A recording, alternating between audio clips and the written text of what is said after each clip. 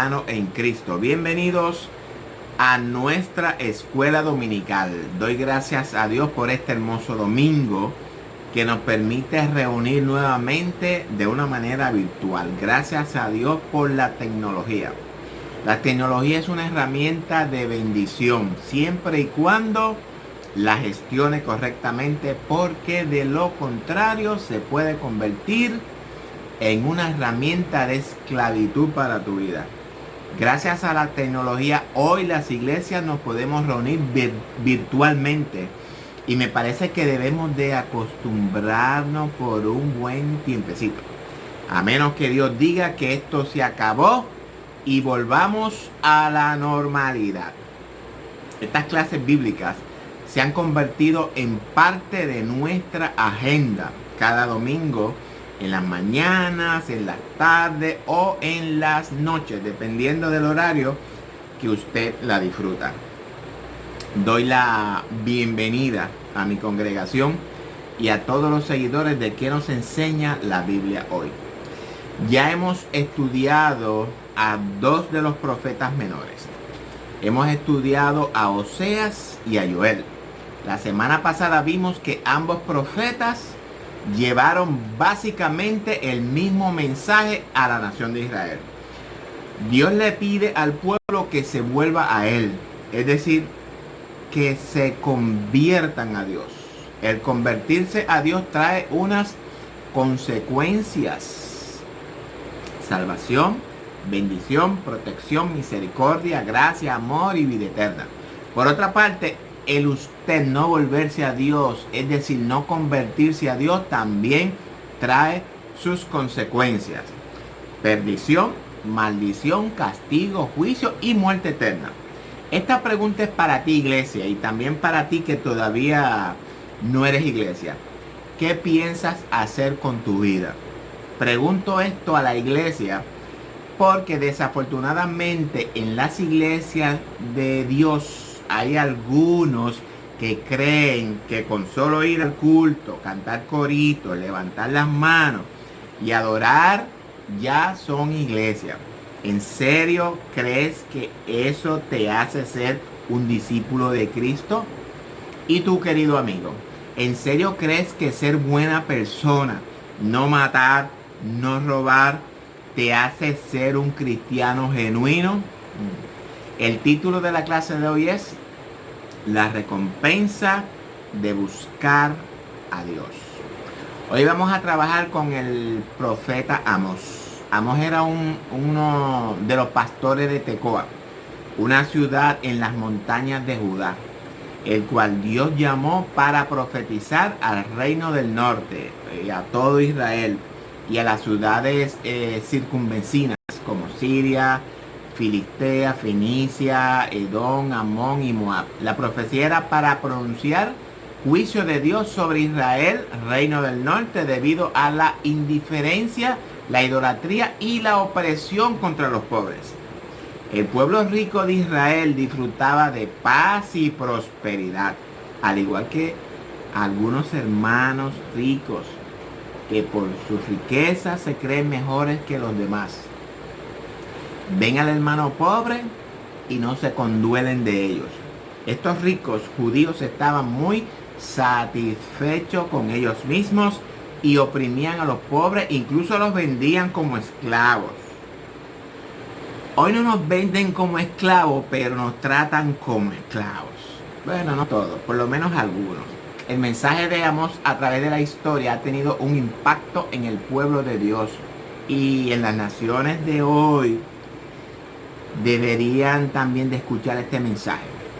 Vimos que en las clases anteriores el pueblo de Dios había olvidado su ley. Sin embargo, aquí vemos algo que es un poco más serio. El culto a Dios fue combinado con la idolatría de las deidades cananeas. Para los amigos no cristianos, cuando hablamos del culto a Dios, nos referimos a esta reunión donde nos reunimos a alabar y adorar a nuestro Dios. La idolatría de las deidades cananeas es similar cuando vamos a una iglesia donde hay imágenes, estatuas de yeso, Y en nuestra ignorancia, pues le rendimos culto a esas imágenes y estatuas. Eso es idolatría. Y esto es abominación a Dios. Y esta es una de las razones por las que Dios emite juicio a su pueblo. Israel, Isaías 55 nos enseña que el que busca a Dios lo encuentra. El Salmo 27 nos dice que Dios puede ser buscado en su santuario. También el Salmo 34 nos dice que Dios oye quien lo busca. El Salmo 19 nos enseña que Dios debe de ser buscado con todo el corazón. También Juan 3 nos enseña que el que busca a Dios encuentra salvación. Y Zacarías 8 nos enseña que el que busca a Dios recibe su favor. Así que podemos ver entonces que en toda la Biblia nos habla de la importancia de buscar a Dios. Damos gloria a Dios por la verdad, por su palabra. Digamos entonces a dar comienzo. Vamos a ponernos en comunión. Padre, te damos gracias por tu amor, por tu misericordia y por esta oportunidad que tú nos permites un domingo más de estudiar tu palabra. Dios, te pido que tú nos dé la sabiduría, el conocimiento, abras los ojos de nuestro entendimiento para que podamos entender todo lo que vayamos a hablar aquí. Bendice a cada uno de los que están de aquel lado de la pantalla, Dios eterno. Pon también la sabiduría en ellos para que puedan comprender todo lo que aquí vamos a hablar. Padre, todo para la gloria y para la honra tuya, Señor, en el nombre de Jesús. Así que vamos a leer en Amós 5 del 4 al 8 y del 11 al 15. Esta es la lectura que tenemos para esta clase del día de hoy. Y vamos también a leer, a poner los objetivos que esperamos lograr al final de esta clase. Como todas las clases tenemos un objetivo, que quiere decir un fin que tenemos para poder lograr en esta clase. El primer objetivo es informarse del mensaje que Dios envió al pueblo a través del profeta Amós. Reflexionar acerca de la misericordia divina producto del arrepentimiento y decidir buscar a Dios y consagrar su vida a Él. El título de esto se llama La recompensa de buscar a Dios. Como pensamiento central también lo voy a leer. Quien se vuelve a Dios sinceramente no será defraudado. Así que vamos a comenzar a leer. Busquen su Biblia en Amós 5, 4 al 8 y del 11 al 15. Así que vamos a leer para la gloria del Padre, del Hijo y del Espíritu Santo.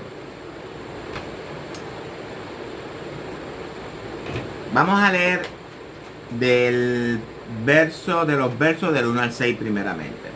Voy a tomar, el texto dice del 4, pero vamos a tomar del 1 para que tengamos un poquito más del contexto. Oíd esta palabra que yo levanto para lamentación sobre vosotros, casa de Israel. Cayó la Virgen de Israel y no podrá levantarse ya más.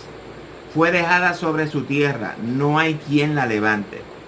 Porque así ha dicho Jehová el Señor, la ciudad que salga con 1000 volverá con 100, y la que salga con 100 volverá con 10 en la casa de Israel. Pero así dice Jehová a la casa de Israel, buscadme y viviréis. Y no busquéis a Betel, ni entréis en Gilgal, ni paséis a Beerseba, porque Gilgal será llevado en cautiverio y Betel será deshecha. Buscad a Jehová y vivid, no sea que acometa como fuego a la casa de José y la consuma sin haber en Betel quien lo apague. Vamos al libro de Amós. Podemos encontrar que la tónica dominante es el juicio severo contra quienes habían pecado. Juicio contra Israel y las ciudades circunvecinas. Estamos hablando de Siria, Filistea, Fenicia, que es Tiro, Edom, Amón y Moab. Amós nos enseña las consecuencias por abandonar la palabra de Dios. Surge una pregunta. ¿Por qué sería tratado el pueblo de Dios igual o con mayor severidad que las naciones gentiles? La respuesta es porque Israel era el pueblo del pacto. Este pueblo era la descendencia de Abraham, la cual él había prometido bendecir, pero Israel fue infiel al pacto. ¿Qué podemos aprender la iglesia con esto? La respuesta nos la da Pedro en su primera carta, 4:17. Porque es tiempo de que el juicio comience por la casa de Dios. Y si primero comienza por nosotros, ¿cuál será el fin de aquellos que no obedecen al Evangelio de Dios? Pedro nos da la respuesta, tanto para la iglesia como para los amigos que no obedecen el Evangelio de Dios. Amós señala que el pecado de las naciones paganas, consistía en ser injustos contra sus semejantes. Pero en el caso de Israel era el haber abandonado la palabra de Dios.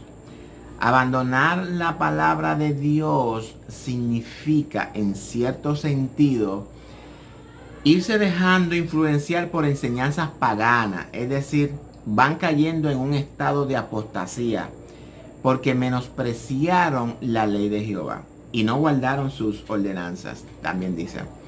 Es decir, que Amós insta al pueblo de Dios a obedecer su palabra y sus ordenanzas.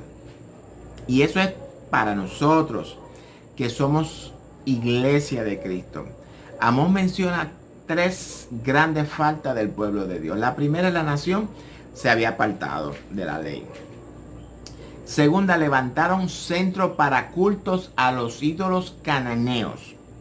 Practicaban un sincretismo religioso. Pensaban complacer a Dios y a los falsos dioses o los ídolos. Una de las grandes quejas de Dios contra su pueblo era que, a pesar de las muchas llamadas al arrepentimiento, no lo habían hecho. Y esta también es una de las grandes quejas de Dios hoy día. Esto lo podemos ver en los mensajes a las iglesias del Apocalipsis. Mira a ver de dónde has caído y arrepiéntete. Dios quiere que nadie se pierda. Dios quiere que todos procedamos al arrepentimiento. Ese es el amor, la misericordia y la gracia de Dios para su pueblo. Y este mensaje es para ti, amigo que comparte esta clase con nosotros. No sea que acometa como fuego a la casa de José y la consuma. Cuando Dios habla de fuego, significa su juicio severo. La advertencia de Dios que se encuentra en este verso 6 es categórica, indicando que si no le buscamos, nadie va a detener el fuego que se aproxima. Pablo dice en 2 de Tesalonicenses que Dios viene en llama de fuego para dar retribución a los que no conocieron a Dios, ni obedecen el evangelio de nuestro Señor Jesucristo. Y ese acontecimiento se acerca, estamos bien cerca. ¿Estaremos nosotros preparados para el encuentro con nuestro Dios? Hay un solo remedio seguro para un mundo que está enfermo y muriendo en pecado. Búscame y viviréis, dice Dios. El pecado busca destruir, pero encontramos esperanza cuando buscamos a Dios. Del 7 al 8. Los que convertís en ajenjo el juicio y la justicia la echáis por tierra, buscad al que hace las Pléyades y el Orión, y vuelve las tinieblas en mañana, y hace oscurecer el día como noche.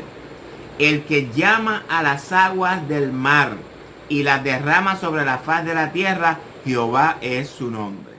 7 y 8, Amós hace un contraste entre la corrupción espiritual que había en la nación y la omnipotencia de Dios. Recordemos que Amós hizo referencia a 3 sitios que habían convertido en centro de idolatría: Betel, Gilgal y Beerseba. Ahora bien, lo funesto es que estos sitios habían sido sagrados para los israelitas, porque en ellos hubo manifestaciones especiales de Dios. En Betel era el sitio donde Dios se le apareció a Jacob. En ese mismo lugar Dios le reiteró las promesas hechas a su abuelo Abraham. También en Gilgal fue el primer campamento después de que los israelitas cruzaron el Jordán para poseer la tierra prometida. Beerseba había sido la residencia de Abraham, de Isaac y de Jacob. De manera que estos sitios poseían un valor histórico, nacional y religioso sumamente significativo para la nación. Ahora bien, ¿con qué podemos comparar hoy día esa corrupción espiritual? Podríamos compararla con aquellas iglesias que en un principio practicaban la sana doctrina, predicaban la verdad de la palabra de Dios en los altares santos, y por la idolatría y el amor al dinero se fueron desviando poco a poco y terminaron pervirtiendo la justicia de Dios. También podemos comparar con aquellos hermanos que en su corazón vivía Dios en un principio y luego por su descuido espiritual terminan calentándose en fuegos extraños. Entonces, el dulce recuerdo del pasado en estos sitios había sido convertido en ajenjo o en amargura. Es por esto que todos los que abandonan los caminos de Dios, las cosas se hacen amargas a nivel personal, familiar, social y eclesiástico. Es por esta razón que Dios te llama a que vuelvas a Él. También en el verso 8 contiene un mensaje de juicio envuelto en una descripción elegante de la soberanía de Dios. La idea que expuesta es que mientras ellos convertían en ajenjo el juicio y echaban la justicia por el suelo, Jehová es el todopoderoso y el soberano que puede traer destrucción repentina. Por tanto, hay que buscar a Dios. En la parte, vamos a leer del 11 al 13. Por tanto, puesto que vejáis al pobre y recibid de él carga de trigo, edificasteis casa de piedra labrada, mas no la habitaréis. Plantasteis hermosas viñas, mas no beberéis el vino de ellas. Porque yo sé de vuestras muchas rebeliones y de vuestros grandes pecados. Sé que afligís al justo y recibís cohecho, y en los por tanto y en los tribunales hacéis perder su causa a los pobres. Por tanto, el prudente en tal tiempo calla, porque el tiempo es malo. Verso 11 al 13, vemos que la maldad del pueblo es denunciada por Dios, además del pecado de la idolatría y del sincretismo religioso que amalgamaba el culto de Jehová. Entiéndase por amalgamaba una mezcla de adoración de Dios con la adoración de los ídolos. Eso es lo que llama una... Además de esto, el pueblo ofendía a Dios abusando de sus semejantes y explotando a los pobres. Amós denuncia una corrupción judicial. Una sociedad se encuentra en problemas cuando aquellos que tratan de hacer el bien son aborrecidos por su justicia. Así que cualquier sociedad que explota a los pobres e indefensos o aborrece la verdad va en camino a su propia destrucción. Esto era lo que pasaba con esta sociedad de Israel. ¿Por qué Dios hace tanto énfasis en la forma que tratamos a los pobres? Bueno, por lo general la forma en la que tratamos a los ricos o aquellos que tienen una posición económica igual a la nuestra, a menudo refleja lo que esperamos recibir de ellos. Sin embargo, como el pobre no puede dar nada, la forma en la que lo tratemos refleja nuestro verdadero carácter. ¿Acaso nosotros, al igual que Cristo, damos sin pensar en el beneficio que obtenemos? Entonces debemos de aprender a tratar a los pobres de la manera que queramos que Dios nos trate a nosotros. En el verso 11 nos da 7 acusaciones contra el pueblo de Dios. Primero, dejáis al pobre o maltratarlo. Recibid de él carga de trigo. Yo sé que vuestras muchas rebeliones, o sea, de todas nuestras rebeliones, y de vuestros grandes pecados, de que afliges al justo y recibes cohecho, y en los tribunales hacéis perder su causa a los pobres. Estas 7 acusaciones van dirigidas a quienes? Van dirigidas a los ricos y a los jueces de Israel. Pero, ¿por qué mejor no convertimos estas acusaciones a Israel en 7 excusas que la sociedad tiene hoy para no ayudar a los pobres? Estas son las 7 excusas que tenemos hoy para no ayudar a los pobres. Primero, no merecen que lo ayudemos. Ellos provocaron su pobreza. Dejemos que ellos salgan adelante ellos mismos. Segunda, el llamado que hace Dios para ayudar a los pobres aplica a otros tiempos, no a este tiempo. Tercero, no tenemos gente como esa. 4, yo tengo mis propias necesidades. 5, cualquier dinero que se dé será desperdiciado, robado o gastado en otras cosas. El pobre nunca lo verá. 6, puedo convertirme yo mismo en una víctima. Y 7, lo poquito que yo dé no cambiará nada. Y para terminar esta sección ya, en vez de dar excusas inaceptables, pregúntese, ¿qué puedo hacer para ayudar a los pobres? Nuestra congregación podría crear un programa para ayudar a los necesitados. Porque lo más probable es tú como individuo, usted lo más probable no esté capacitado para hacer mucho. Pero, ¿qué tal si nos unimos o formamos un equipo con el propósito de ayudar a los necesitados? Esto es lo que Dios nos está enseñando en esta clase. Que los pobres también son importantes para Dios. Dios cuida, guarda, protege y suple a todos sus hijos. Dios nos enseña que amemos al prójimo como a nosotros mismos. Y tenemos que también ayudar al prójimo.